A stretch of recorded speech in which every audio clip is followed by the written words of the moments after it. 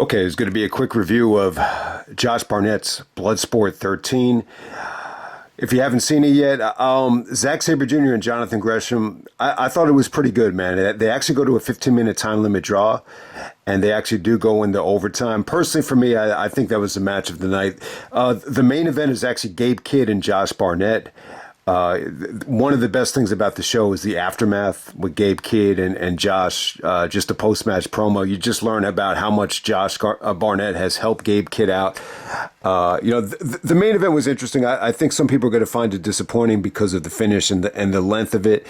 But hey, man, we're going to get right down to it. The first match tonight, you actually had Leyla Hirsch. From AEW, you get to see her Ring of Honor as well. She goes over Jordan Blade. Jordan Blade came into this thing with a ton of energy, but Leyla Hirsch does go over. Next up, you had Maika taking on Karmen Petrovic. This girl, I was going to say, man, is this Drazen Petrovic's daughter? But, she looks a little bit too young to be his daughter. She would have to be at least 32. I was impressed with Karmen Petrovic. If you haven't seen her yet, she's actually pretty hot. She's pretty hot, and she's really, in great shape. You saw some good stuff from her, but she was going up against a veteran there. So there we go with that. Charlie Dempsey and Shinya Aoki was really good. This is definitely the highlight of the undercard. So they did a good job here of explaining who Shinya Aoki is. He's like a world-class grappler, very accomplished, in real fighting and MMA. So they showed highlights of him. And this is good. I mean, this is good stuff. I thought the finish was hot. Charlie Dempsey actually knocks him out with the suplex. It just came out of nowhere. So this is great stuff. And, I would say almost more than any other match of the night, this got the most amount of respect. Karrion Kross actually defeats JR Kratos. I thought it was okay. Karrion actually comes out. He was actually cutting a promo when everybody came out at the beginning of the tournament. Everybody comes out, and Karrion Kross is like really the only guy that was allowed to talk. So he was in his comfort zone. He said, it's good to be home. He was in some of the, older blood sports, and he was impressive here. He actually puts away JR Kratos, who's actually a lot bigger than Karrion Kross. I mean, JR Kratos is like 290.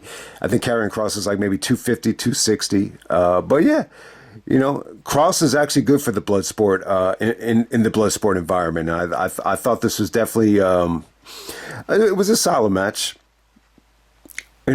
I think when you see this, when you see how much bigger JR Kratos is, you say to yourself, man, you wish he could have put up more of a fight, but it was definitely a good showing from Kross. He's coming off of that match with AJ, so definitely check that out. Next up, we have Pete Dunne and Timothy Thatcher. Really good stuff. I thought this was solid stuff. Thatcher ends up losing, but I thought Thatcher has had a phenomenal weekend so far. He actually did wrestle Zack Sabre Jr. At Streets of Rage in Seattle earlier on in the week. That match was, very good. The match against Dunne. Dunne had a lot of support out there. It felt like a lot of people came to see him. They were actually chanting his name.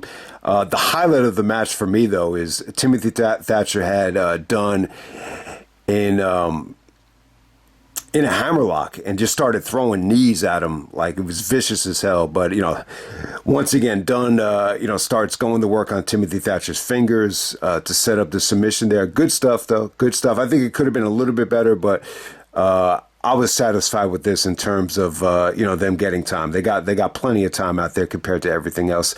Surprise of the night, you got Nattie Neidhart taking on Miyu Yamashita. Good stuff, man. I thought Nattie looked good. I thought the presentation with her ring attire and the guys she came out to the ring with. She came out to the ring with like 3 trainers, so I thought that gave it a big type of feel to it. And lots of tension even after the finish is over. Lots of tension.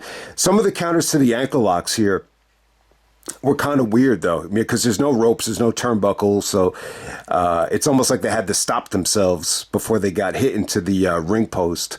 But yeah, some of Nattie's transitions into some of the headlocks were good here. She actually wins with the sharpshooter. Yamashita kind of acts like a sore loser, so they fight after the match is over, and then Nattie gets into a fight with I believe her name is Kenzie Page. It looks like they were trying to set up a match, I believe, for an NWA show later on. So yeah, I mean, there was just a lot of fighting after the match was over. But hey, the important thing is, I thought you had a good showing from Nattie Neidhart. I think she, yeah, I mean, I think she earned a lot of points tonight. If you didn't think she could thrive in this environment, I think she surprised a lot of people. I think this was the women's match of the night by far. All right, next up we have Tavion Heights coming out there with Charlie Dempsey to take on Royce Isaacs. I thought it was good, man. I think he had good stuff here. Tavion Heights really impressed me here with a lot of nice suplexes, a lot of nice gut wrench suplexes, and he goes over Royce Isaacs. I thought this was solid. And then next up, you have Shayna Baszler making quick work of Konami. Another good, impressive performance from Shayna. This felt like this felt like it was just short and sweet, but you get to see Shayna out there. There was a lot of women's matches, definitely, but this was not as competitive as some of the other women's matches. And then we get Zack Sabre Jr. taking on Jonathan Gresham.